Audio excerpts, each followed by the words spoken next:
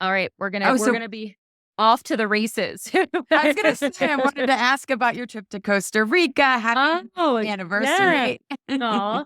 Our trip to Costa Rica was really good. It was an interesting trip. It was half resort life and then half glamping at this ayahuasca retreat center, which was bizarro, but interesting to be around those people.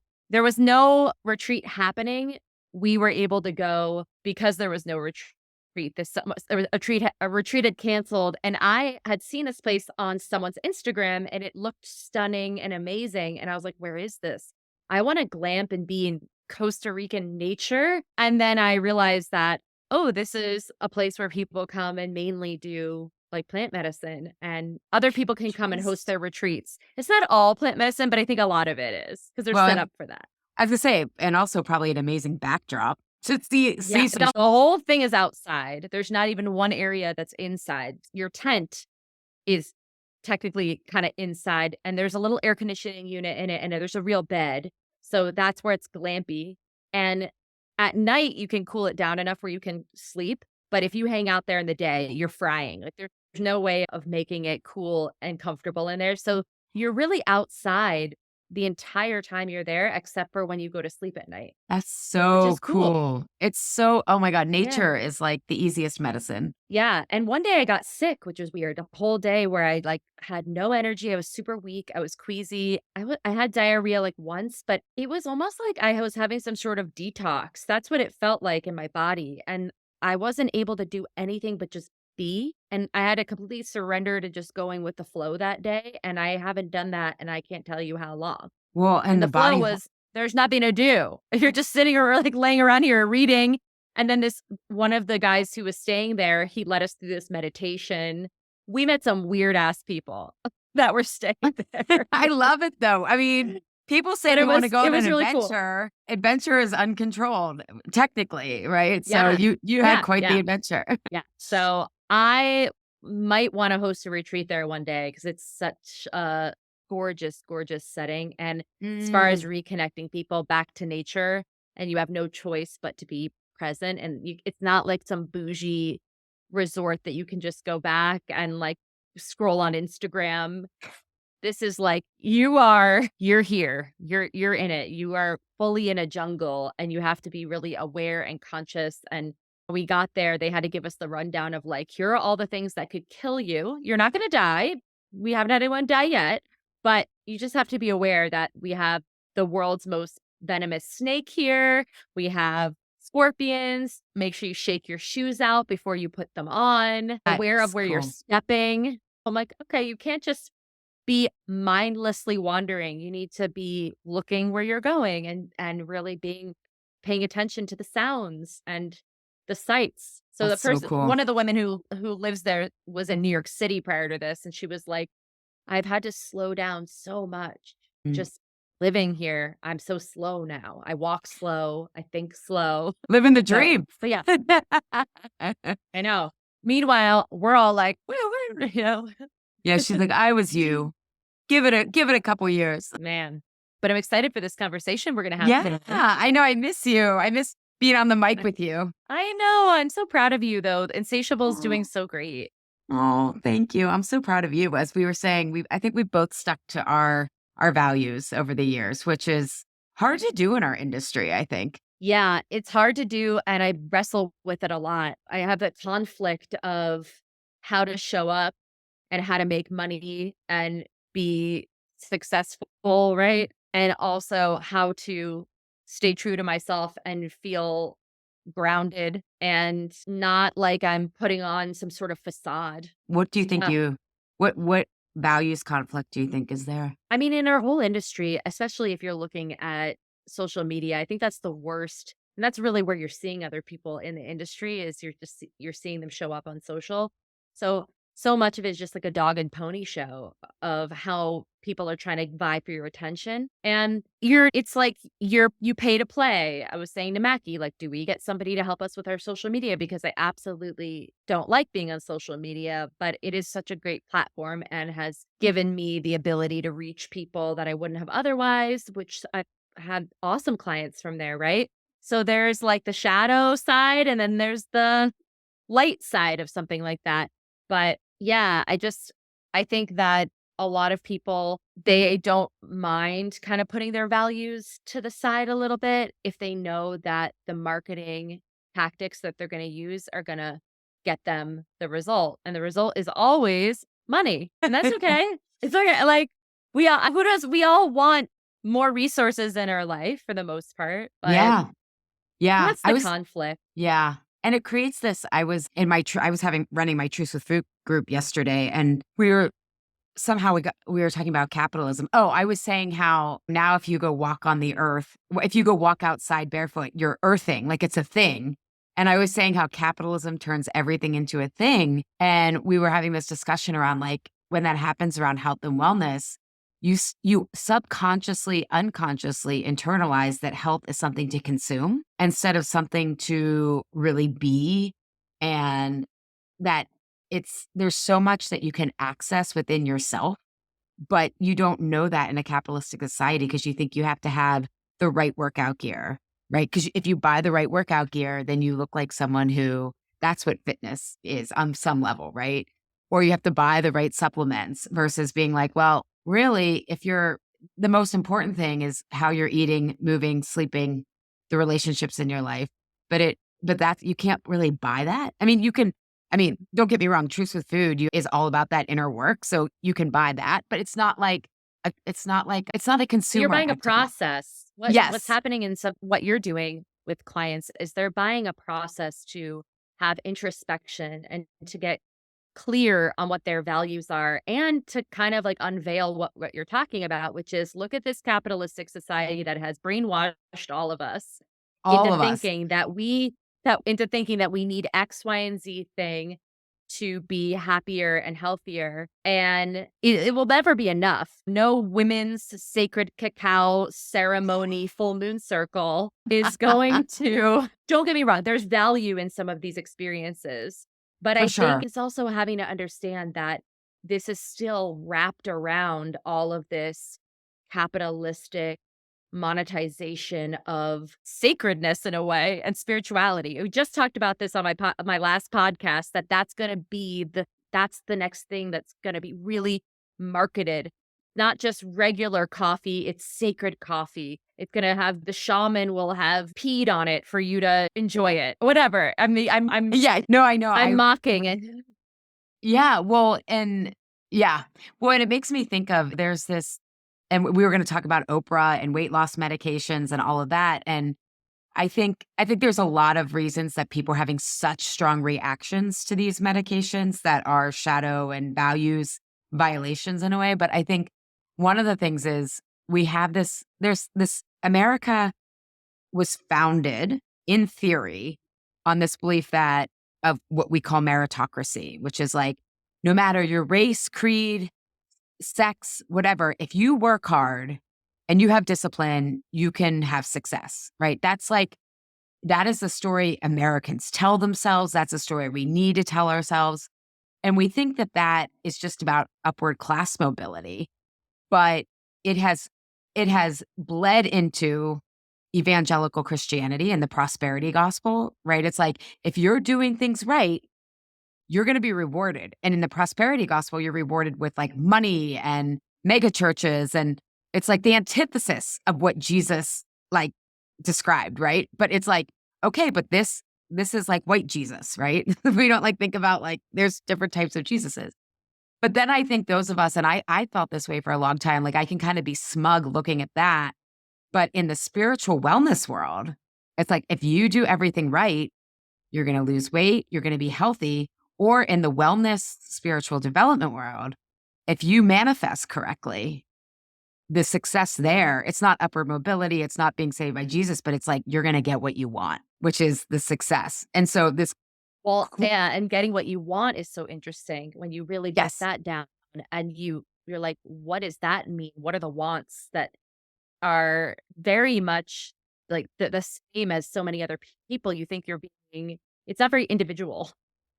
right, right. Well, and that's in Truce with Food, which is rooted in developmental psychology. we look at the different developmental plateaus, and none of us like to think that we're influenced, right? Like sometimes my clients will share, they'll be like, I guess I was hashtag influenced, and kind of sheepish about it. And I think this whole thing with Oprah is like a fascinating example of, I think, so many people. And again, I'm 10 years older than you, but I like grew up with Oprah, right? Like, and Oprah was like, oh my God, she was like this Black woman. And she was like from a lower class in like financial class. I just even hate lower, middle, upper, but that's how we all identify it, right? And it's like she worked her way up and she was successful and she was warm and she was wise. I mean, it's hard for people to realize today. I mean, Oprah talking about spirituality in the 80s was like, what? I mean, I felt weird because I was the only person in my neighborhood who didn't go to church. I mean, this was just like a different era that's kind of hard to explain.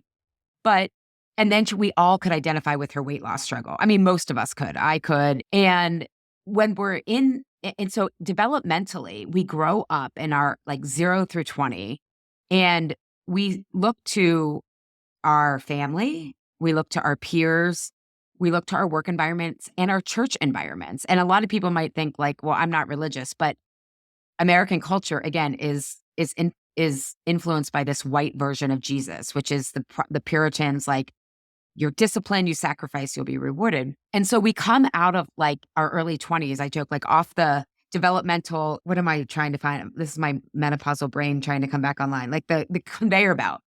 And we're in what's called the socialized mind.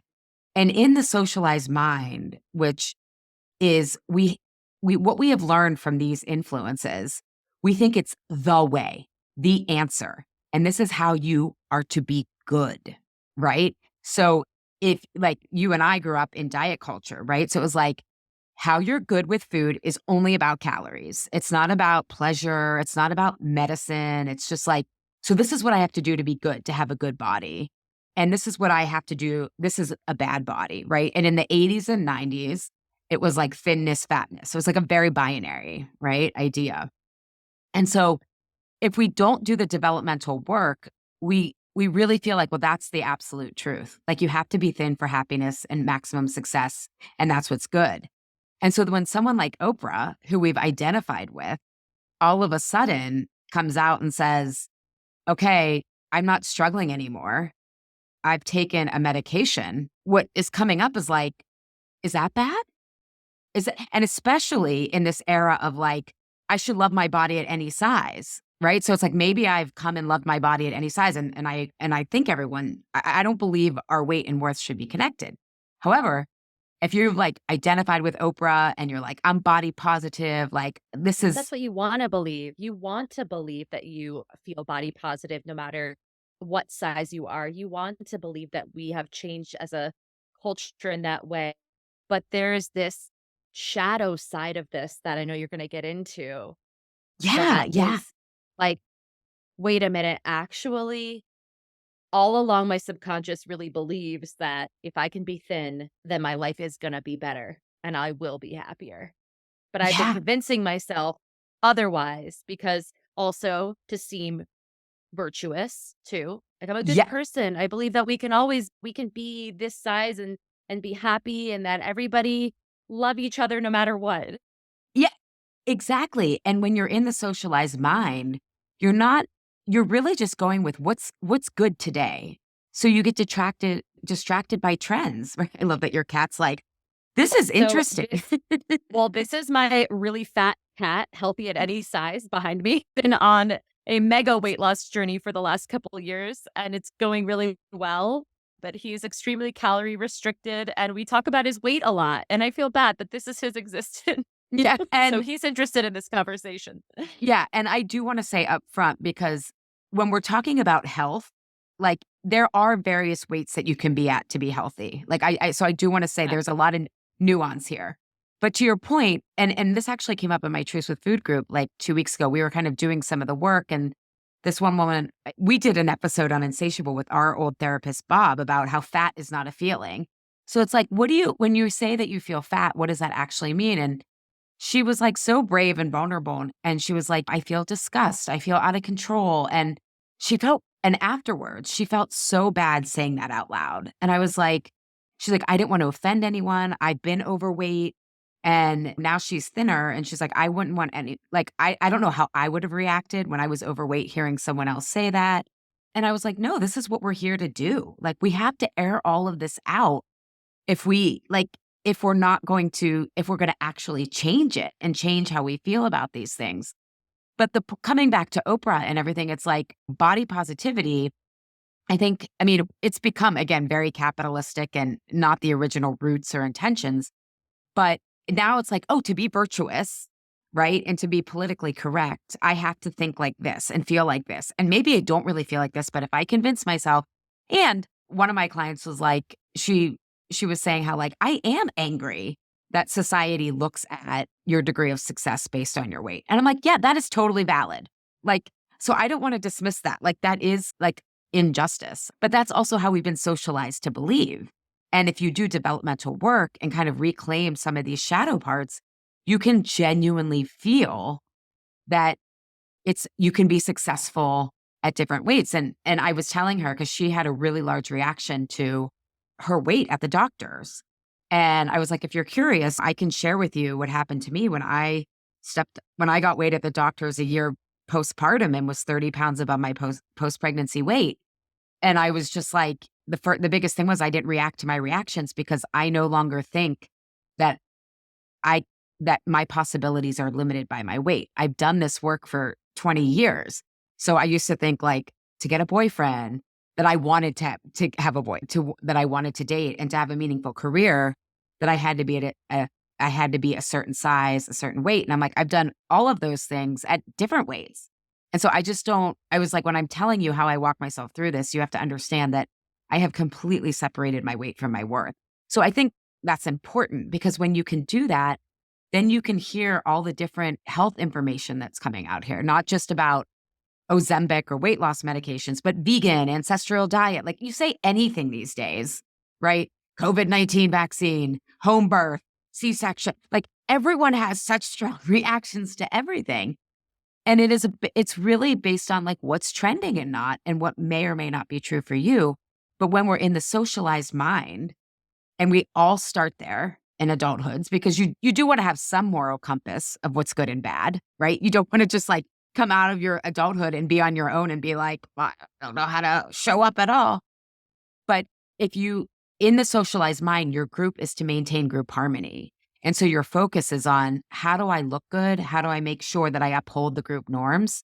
And so if you are someone who's more progressive and are angry, as I agree that I'm angry that people think you can only be successful if you're thin. Like, that's just not true. And holding the there may be something in your big reaction to your weight that you want to unpack. There may be a need there, and we have to look at that. But again, if you're stuck in the socialized mind, and it's not, I don't want to say it's like a better or worse place than what I'll describe as the self authoring mind, but the socialized mind is really about just upholding these norms and like always being concerned with what other people think and what it looks like versus what it feels like.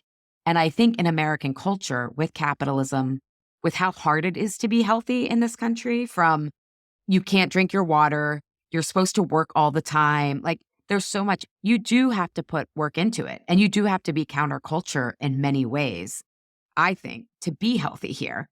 So I do think it impacts your health if you can't jump to this other developmental developmental plateau called self-authoring. So I'll just stop there. But yeah, in terms of body size, and I was talking to a friend and she was saying how like Adele, I'll just say this and then I'll stop. I guess a lot of people reacted apparently to when Adele lost weight. I didn't know. This was like when I wasn't sleeping. And I actually just don't follow people's weight anymore. It's just not that interesting to me unless I'm talking about it for a podcast. When I was also obsessed with my weight, I tracked other people's weights, but I just don't find it that interesting anymore. But apparently Adele was like, it's not my job. And she got backlash for that. But I agree with her. Do whatever we want. Like, why is this a conversation? And I know we're talking about it, but we're talking about it because everyone else is talking about it. Well, we're talking about it because I think it's important to give people a little more insight into why they might be feeling such strong reactions. And you're talking about this socialized mind and almost like a social contagion that happens when we're supposed to care about certain things and let that consume us when there's so many more important things that we could be focusing on that would actually give us more peace of mind and we could feel happier and healthier. And it is really interesting to think about the reactions from people about that so and so took the easy way out. They didn't have to work hard because, again, as you're saying, we have this idea that work hard and you will be rewarded, Mhm. but it's exhausting for so many of us to work hard. How much harder can we work? Just even thinking about having to work hard is time consuming in a sense and draining. I found myself feeling that. Like I'll complain about, oh, it's so hard. It just like takes so much to do all of these things. And here I am sitting and I'm actually not even doing any of the things, but just the thought of having to do the hard work. Right? Even earlier today before we got on the podcast, I'm like, I recognize how hard it is to get your steps when you are trying to do all of these things in your business. I have this podcast, I had to work on a different podcast, I had a client. I was like, I'm gonna have to make this work today in ways that I don't want to make it. I don't want to have to do that. I don't want to at night tonight have to go on a walk, but I'm going to because that's a choice that I'm making because ultimately I do feel better, right? Yeah. But there's just a lot of challenge that everybody feels, I think, with having to do so much work for things.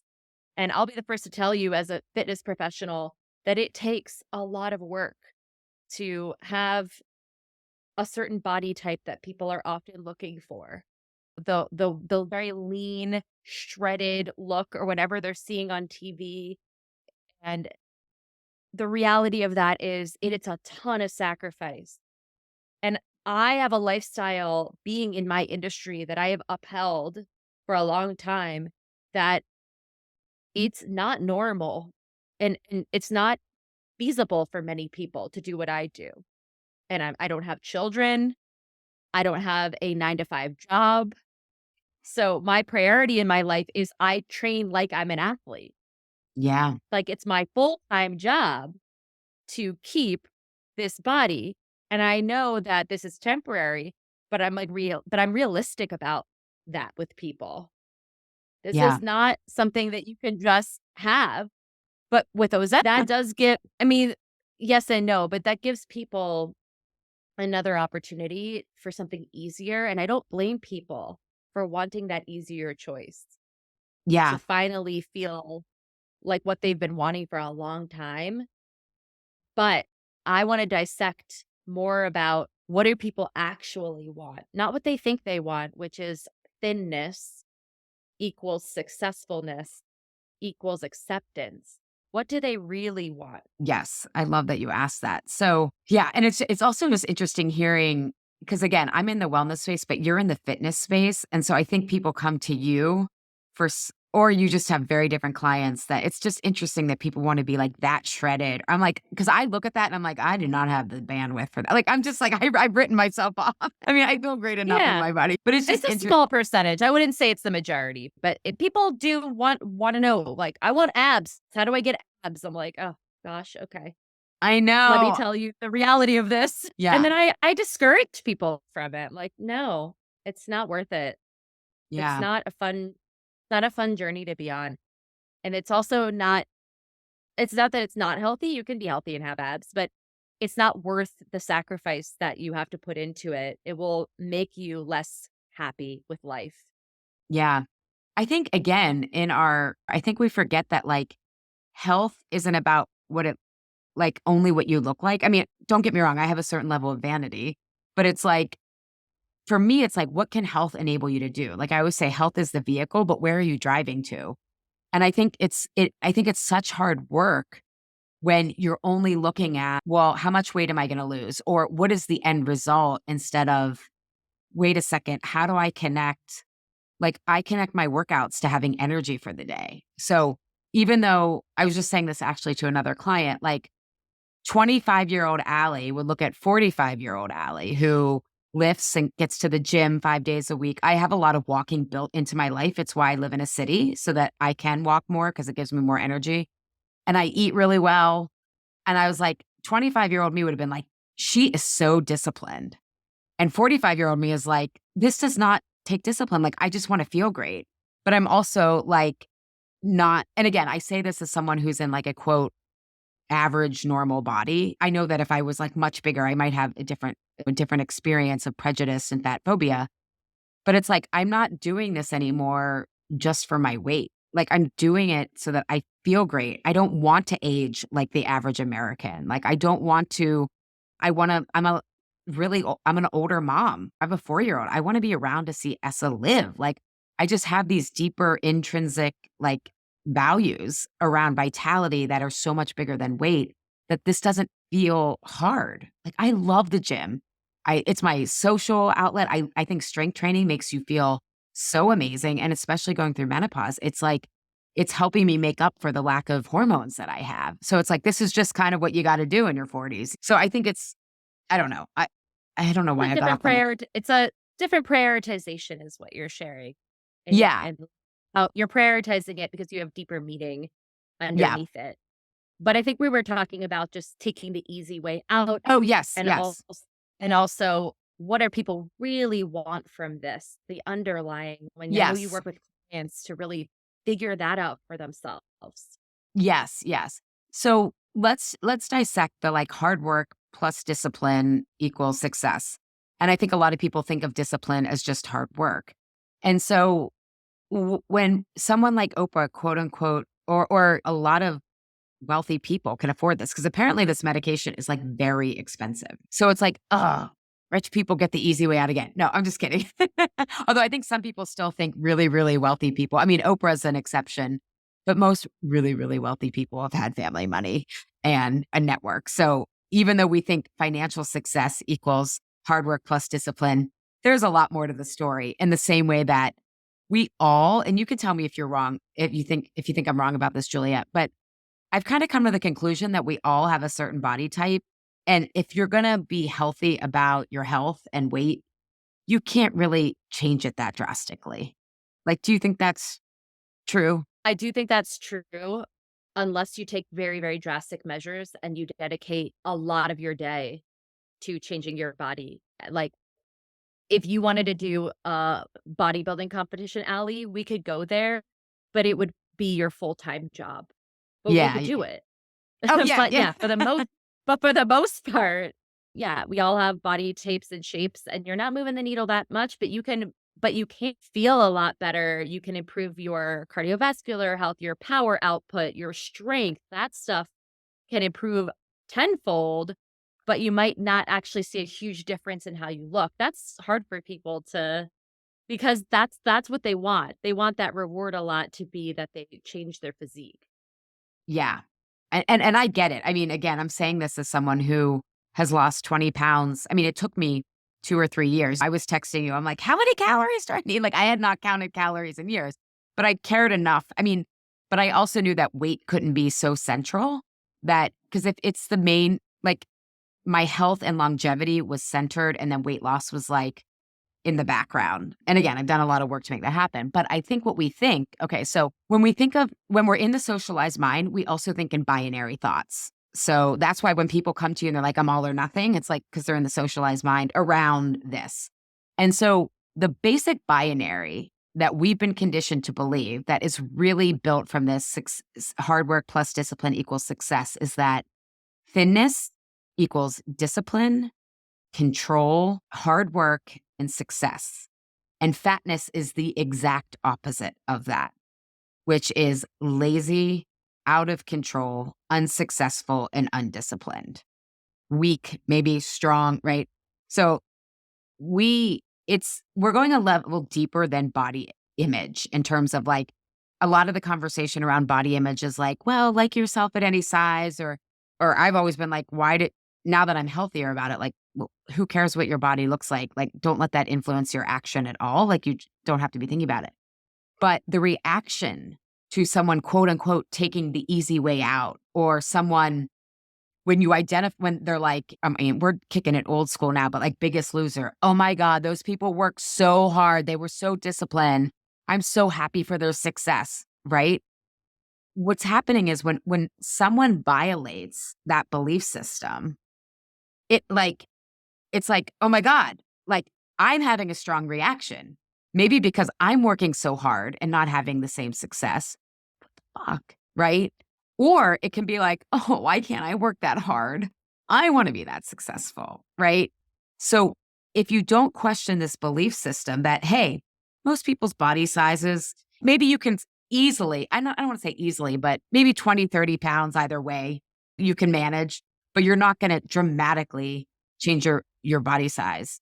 And the reality is most people's genetics, your environmental, all this stuff. But we project and what we do, especially around thinness, is a lot of clients will be like, when we're at the start of our work is, well, what do you think weight loss is going to bring you? Right. Like I am really curious. And it's like, well, more confidence, more, I'll be bulletproof is what one client said. It's like, I'm so confident and successful in all these other areas, but not, but not my weight. I'll just be, I'll just feel better. And when I realized all the different configurations of and language that people are using is it really feels like life is going to be less risky, right? That bulletproof confidence. Oh, I may hit snags in life, but I'll be able to bounce back, which is really about like risk management in life, right? Like how much risk am I willing to take and how much shielding and safety do I want from that risk, right? So like I always tell clients like perfectionism to me is not about am I doing it perfectly? It's like I want to feel there's no risk of being judged, of not succeeding, all of that kind of stuff. And so I really think in the shadows of our culture around thinness and all this stuff are these the shadow of control out of control, right? Like what we feel like we've exiled from ourselves and can't manage. So if it's hard work, we have a really hard time with rest, right? If we're having a strong reaction in terms of like they're taking the easy way out, right? It's like I believe I have to work hard and I have not enabled myself to rest. I can't everything comes back to if it's productive or not. I feel really disciplined. And in our culture, we define discipline as control. So here I am controlling all of these things, and my weight is still out of control, or my life is still out of control, right? So rest, being able to be with the wildness, and I both know archetypes, the feminine, the wild feminine, and then success is how are we defining success? And so many of us, when it comes to weight loss, again, I think it's this shallow definition of success. Other people will think I'm enough versus us having to ask, what's enough for me? What does success even really look like independent of my body size? And again, when you're in the socialized mind, you kind of want a recipe, you kind of want a formula. Oh, if you tell me to do this and I'll be successful, that's when I'm going to be content. That's when I'm going to be able to relax. But wi- if you develop into what's called the self-authoring mind, you end up realizing that how our culture has defined all of these ideas is way too narrow, especially success, which is so I don't know. Does that make sense? Makes a lot of sense. And I feel like that really narrow template that we're given for what's going to make you feel good in life, it's not enough, obviously, because look at the amount of mental health issues that are happening. Yeah. And that template has to go. Glad you're doing the work that you're doing with people because but the thing is it's a huge paradigm shift for someone because it starts here with kind of analyzing where did I get these ideals from? Oh, wow. There's this socialized mind that I've been fed for most of my life. And I know I've had these epiphanies where I've just been hiking and go, Mackie laughs at me because I'll be like, have I ever had an original idea? He's like, oh my God. I'm like, I love you, Anne Mackey. he's like, the fact that you're having that thought right now, I think you're pretty good. Yeah, I was going to say, but I think that's a great thought because, yeah, what we think our thoughts are the answer, right? When we're in the socialized mind, it might not mean that we don't have those thoughts. I mean, when I got up weight on the scale a year postpartum, I came home and I was definitely upset, and I was like, okay, and it was like, but I can check myself, and so I didn't react. Right. So it's like, again, it doesn't mean, but I have more freedom and more choice from them. So that's the But key here's is, the thing in life that I'm thinking about, again, with this mindset of we do all of these things, we put in hard effort, and we should be receiving some sort of award or a reward for what we've been doing. And the hard truth about that is not reality. So in business, it's not real, especially as I'm going through starting this new business. I mean, I can't tell you how many days I feel so withdrawn and upset because there's so much effort that goes into starting into something new and Yes. understanding that you're not going to get return on that investment. And it feels good to do something and then immediately get something in return, and that's how we've also been it's how we've been socialized, when you're a little Yes. kid. "Oh, do this thing, mommy will get you'll get a present, Get or a you'll get lollipop, this, or you'll get a a cookie. lollipop." Yeah. Yep, do the hard thing, you'll get this other thing that'll make it all okay. Totally. I mean, I make it a point. I mean, again, I'm not saying I have it all figured out parenting wise, but I never reward Essa for what he should be doing. I'm just like, I know, bud, you don't want to leave. It's upsetting. We'll come back tomorrow, but you're coming. And I make sure not to connect it with food because I don't want him to have the crazy relationship with food I did. But yeah. And in our culture, just like expecting everything instantly. Like we have just this unrealistic sense of things. You'll appreciate this since we're talking about social media. I was talking with my friend's husband who does her social media. And I was like, have you found a lot of success posting to social media? Because I said, I kind of feel like social media is like New York. Like when I lived there, it was like so chaotic. And I was like, well, maybe something will happen if we live here longer. And I was like, I feel like that's what happens in social media. I'm like, something goes viral. Okay, it goes viral, but what does that translate to? And he's like, yeah, I feel like, because my friend has had sometimes millions of views on things. And he's like, but nothing happens. And I was like, so what are we measuring? And it's just like, and it's like, not that it's about social media or not, but it's like things just take time. Like it So just this is takes, just an example. yeah, yeah. So it's like, it feels like I used to realize this with food. It was like, oh my God, I think I'm working so hard because I'm obsessing about food.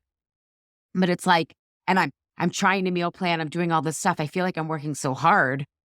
And this is how I learned working hard does not lead to success around health. That was one of my first realizations was like, oh my God, you're thinking about food so much for two reasons. One, your blood sugar is imbalanced. And the more imbalanced it is, the harder it is to eat well. So I was like, okay, I got to figure out what foods are right for me. And then I learned this like, okay, when you feel unsafe, you're thinking about it. It's like, I eat better more than ever now. I mean, I eat so well and I think about it the least. So it's like, and same with exercise. I move, I'm consistent, I'm active. And it's like, I think the very least, the least about exercise I ever have. And so with our health, I think the more often we think we have to do it, like put into it. So that's just an example of how that hard work, discipline, success often isn't true. And if we don't question that, all we do is double down on hard work and discipline. Yeah, we just try harder. Okay, well, I clearly am not working hard enough, right? That's where you do the next diet or the next workout class, or you invest more money in your business and try even harder to make more social media posts or whatever it is, right? Yeah.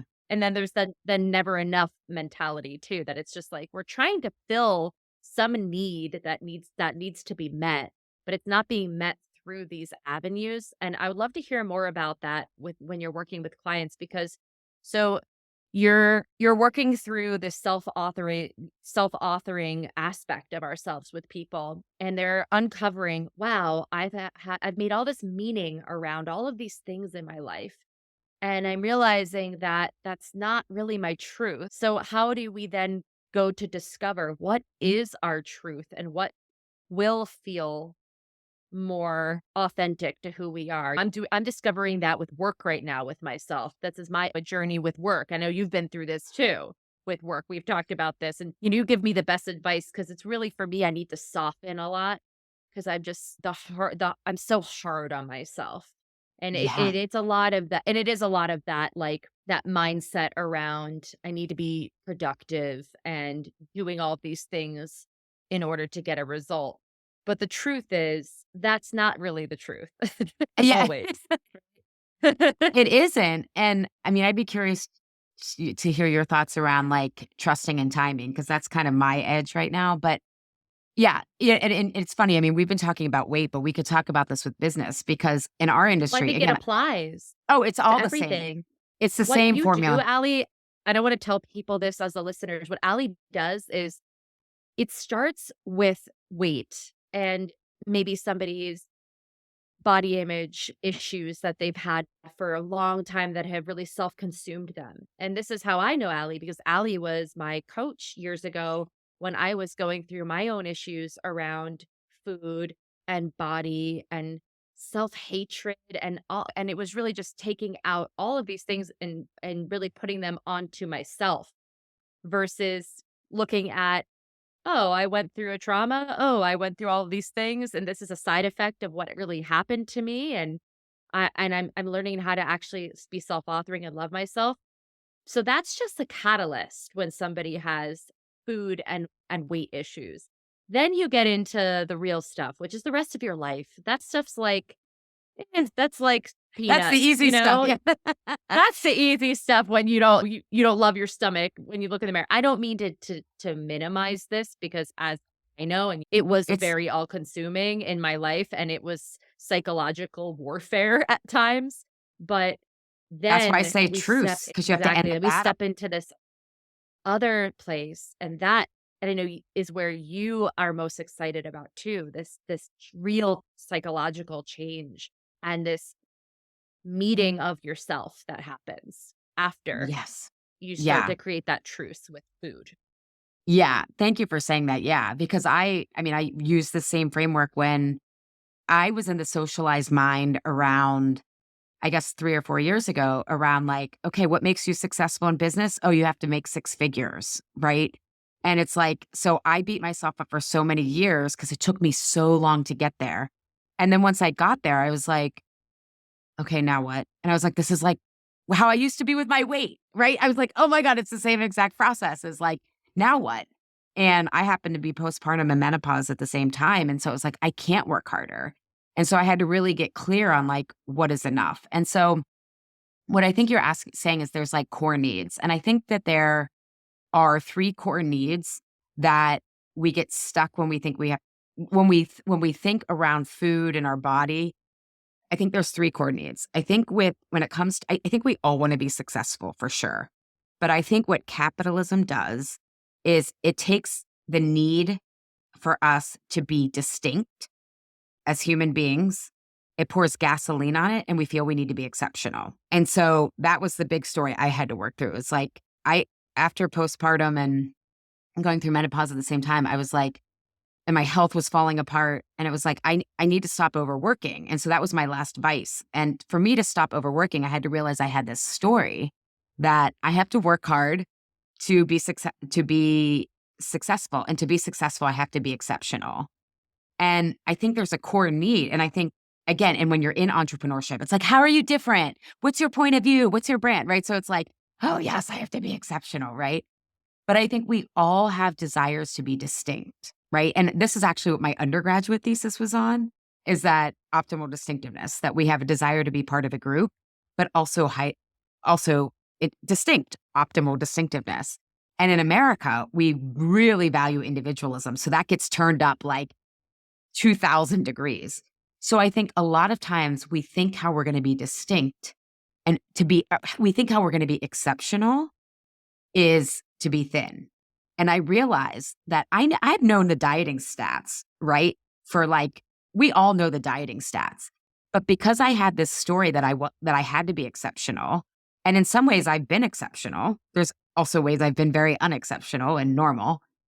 But I realized that learning that only diets only work on like 10% of people was like catnip for my wanting to be exceptional. I was like, "Oh, okay. Only 10% of people? That's me. I got this." Right? So it's like, "Oh my God, this need for distinction, confusing it with exceptionalism was like it was like I figured all this out in the past several years."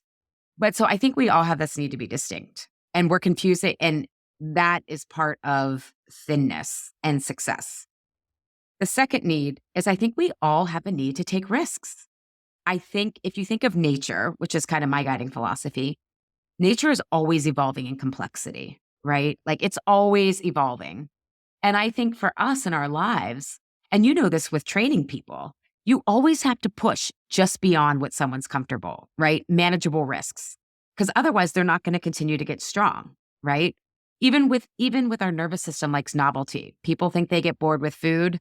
It's like, yeah, everyone gets bored. Like we're supposed to be eating seasonally, right? There's a reason for that. It's like, okay, but we think that thinness is going to give us the skill set to take risks. Or it's just going to make taking risks easier instead of realizing that risk taking is a skill set. It is a skill set that you have to learn. And things aren't totally dangerous and they're not totally safe ever. And that's life. And that's something really hard. I think especially in America where geopolitically up until recently we've had a lot of stability. I'm talking pre-COVID, I'm talking pre anti-Semitism erupting, pre all this kind of stuff.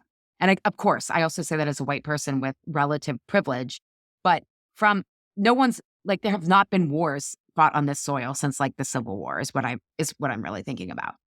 So I think we project onto thinness, I'll be in control and then I can take risks, but you're never totally in control and you're never totally out of control.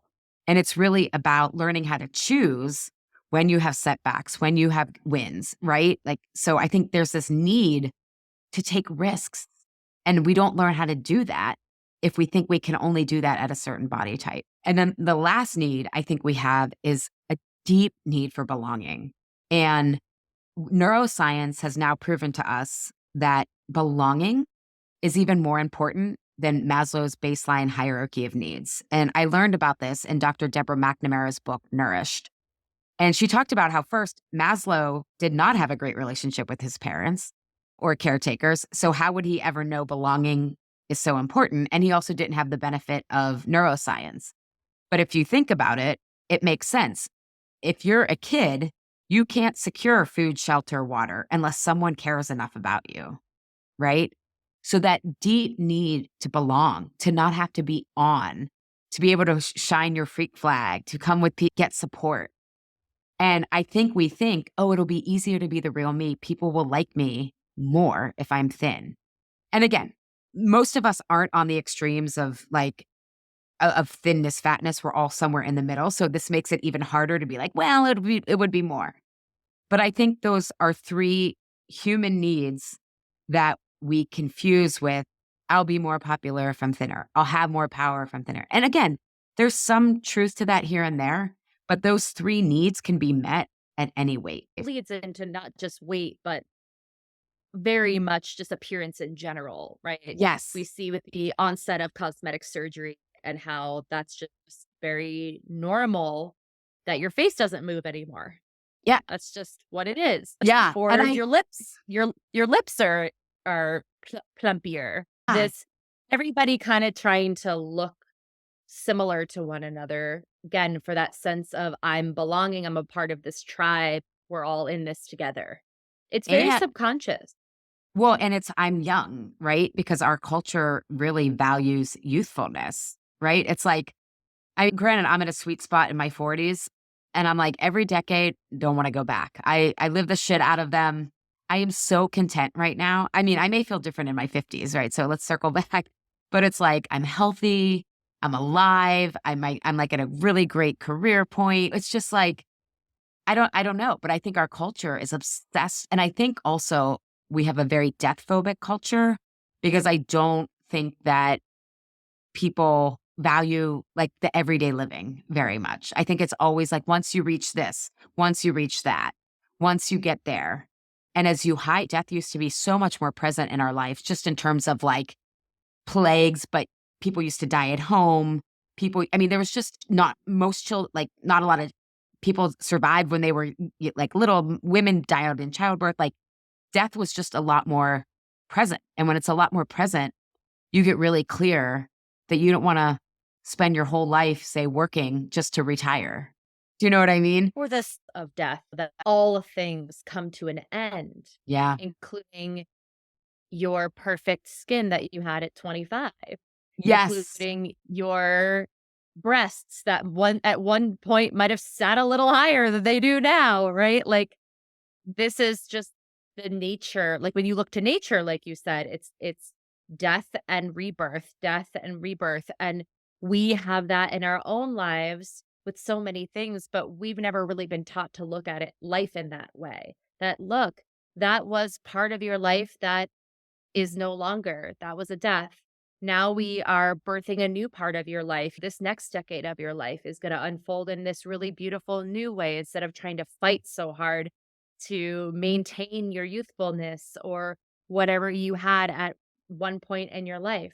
This is the beauty of life is that things unfold and change and new creation happens and like you were saying that we thrive on having variety, well, then that's great because there's gonna be a lot of variety. Yeah. Yeah. But, the I had someone on the podcast yesterday, and he was talking about 6 needs from Tony Robbins that he shares, the 6 human needs that drive us, and it was certainty, variety, significance, connection, growth, and contribution. I think those Hmm. are really interesting. We can look at all of these in different ways, but certainty, I think that's we're sharing that a lot with people being afraid to take risks. We want some level of safety and certainty. And earlier you mentioned this obsessiveness, right, in our culture of just kind of like what's right, what's wrong, this very binary way of looking at things of, oh my gosh, C-section, is that right or wrong? Oh my God, like getting the booster shot, is that right or wrong? Right? All of this, because ultimately what we want is some certainty and safety to feel Yeah. like, okay, I'm making the right choice, whatever that is. But Yeah. And something I love about you, oh, go ahead. well, I was just going to say, I believe in paradox as truth. And I think I should emphasize that to take risks, we do need safety, but not safety in terms of I'm sheltered from everything, but safety in terms of do I have enough resources? Do I have enough support? Right? Like, is this, and so I just wanted to put that out there. So it's not just Yeah. taking risks without some sort of like, even though I don't have family money, I had a family that loved me and when I was like, "I'm leaving my job," I mean, my dad was freaked out, but my mom was like, "We're here for you. Like, if you need to move back into the basement at some point, you can do it." You know what I mean? So, it was like that amount of safety and the love and the strong, like, belief that that instilled in me enabled me to take risks, right? So, I do wanna emphasize that we can't take risks, but it doesn't we don't get that safety from thinness is what I'm kind of trying to say. No, absolutely. I don't think that you can take risks when you're worried about your actual physical survival or even emotional survival in a sense if you don't have someone waiting for you at home or even just one person in your life that can be a safe source of love or support for you. I agree with that 100%. Yeah. It's it's really interesting these different needs that we are looking to get met through different avenues in our life. And another thing that has been brought to my attention recently is that like we're going to do things to make our brains feel better, even if they're not things that we're very proud of, but we're always trying to get our needs met.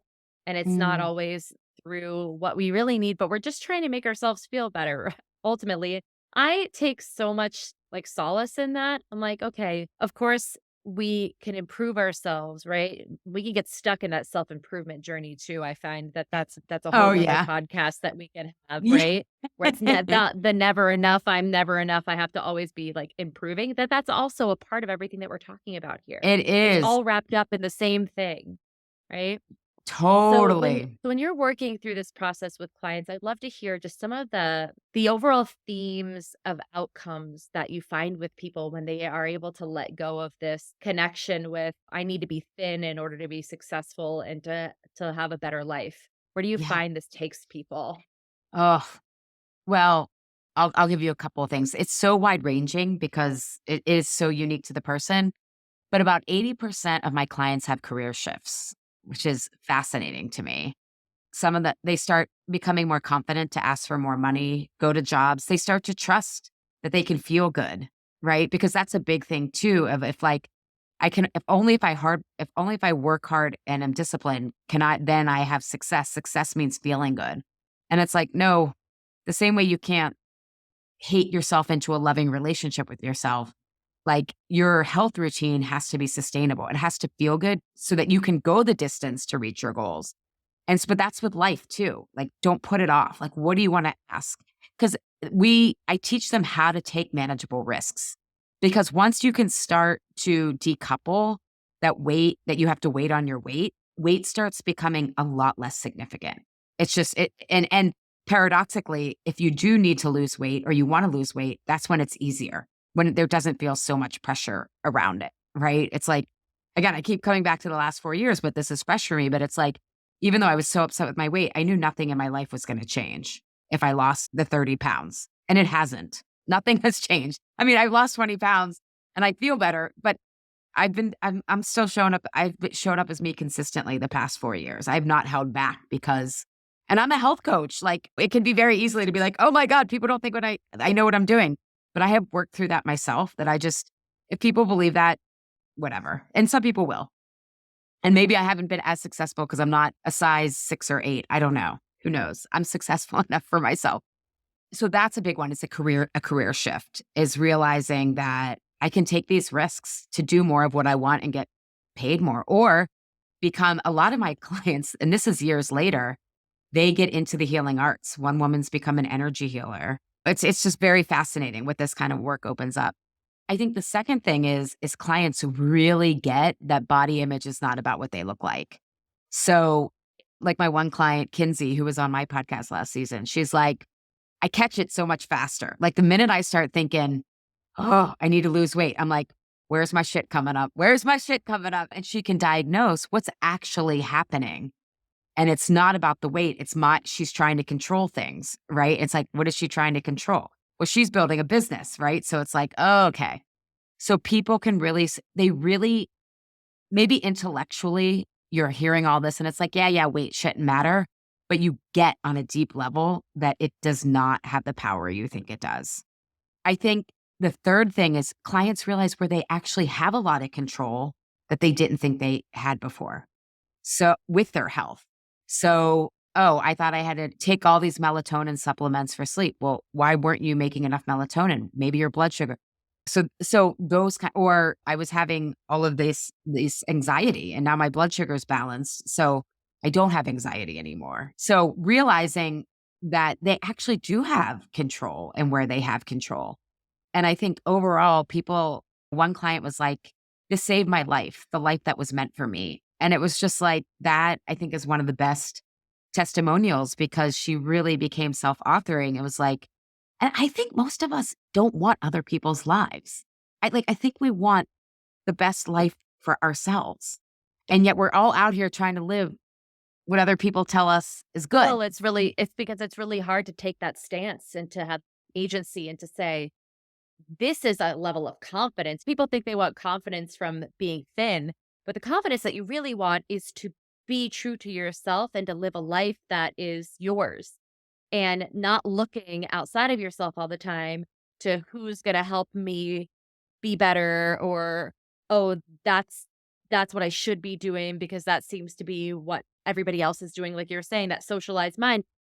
So you become the author of your own story, like you're saying, this self-authoring your life, and you get to decide.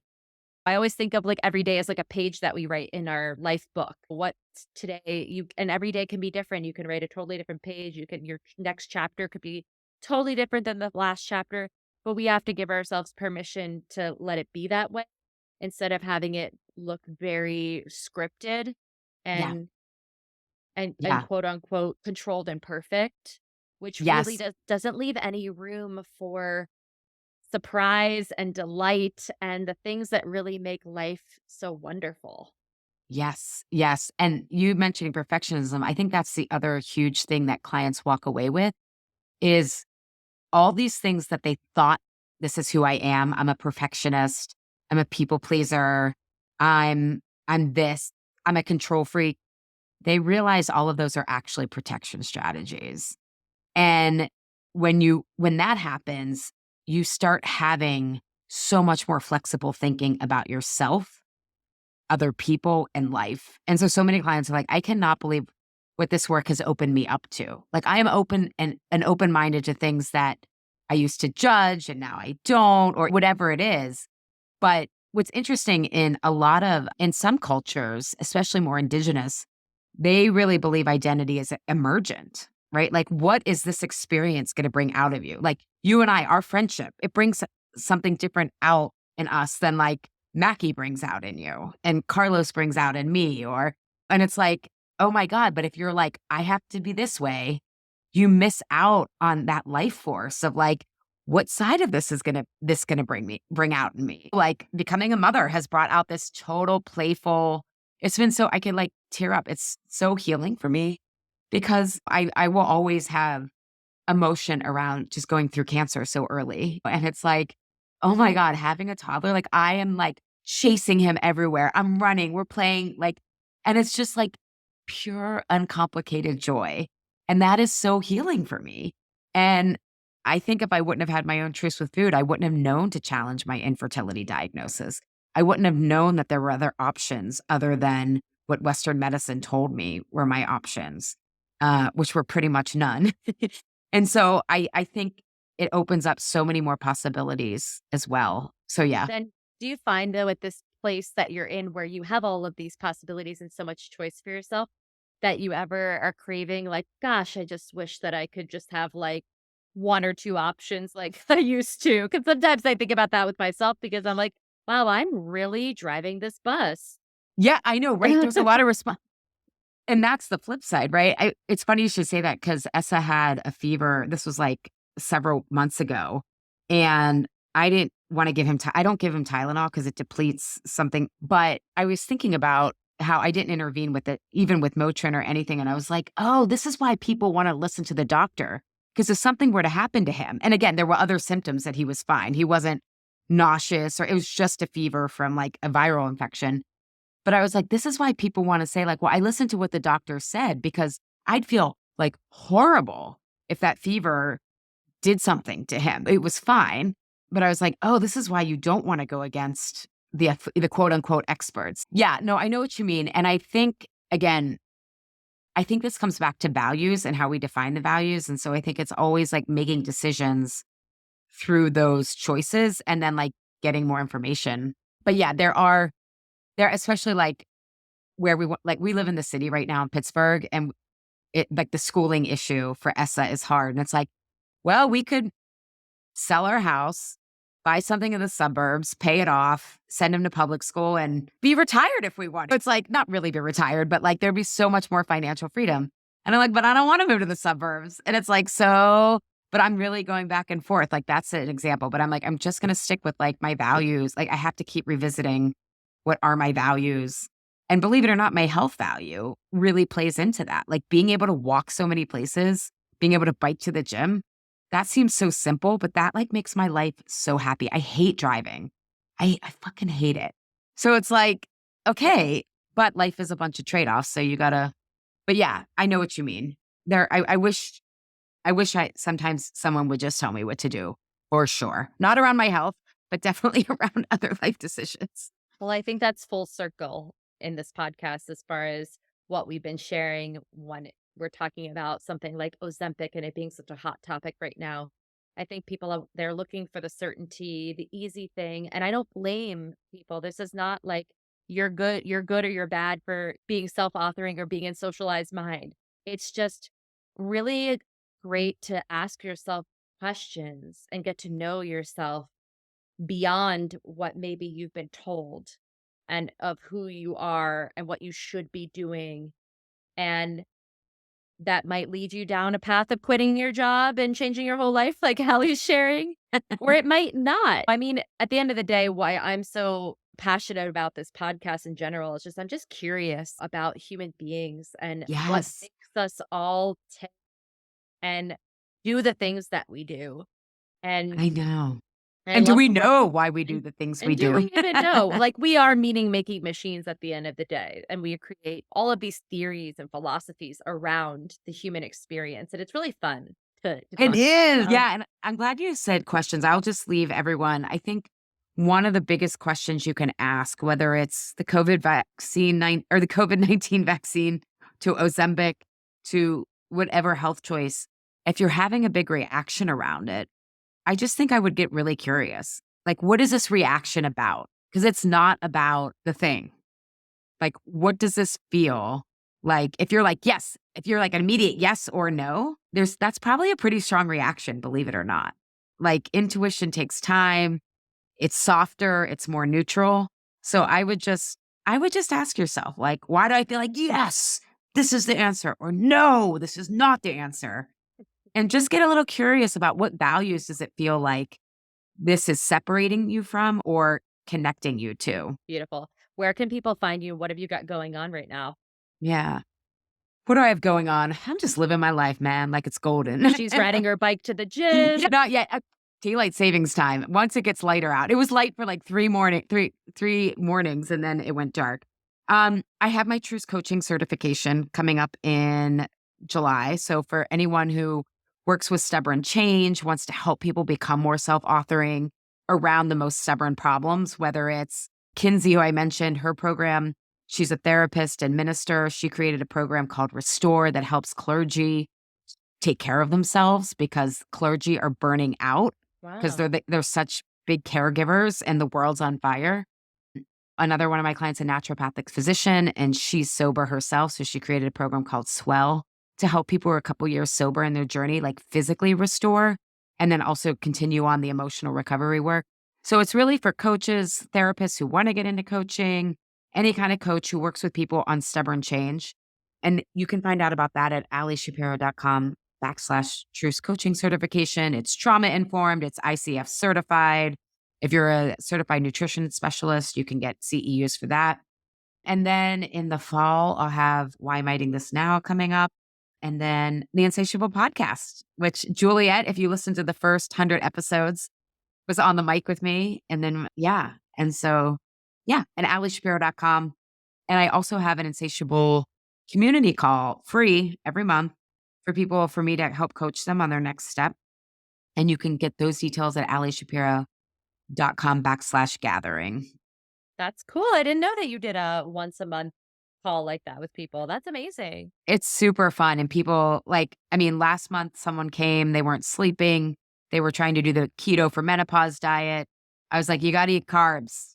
Carbs help you sleep. So sometimes it's that stuff, other stuff, it's more existential, but it ranges because I like the range. I like the Well, novelty. I think we'll leave it at that. You gotta eat carbs. You 'Cause know that. I do. I tell a lot of people about how amazing carbohydrates are. But thank you so much, Ali. I always love having you on the show. I love you so much. I love you, Juliet. It's so fun to spend this time with you.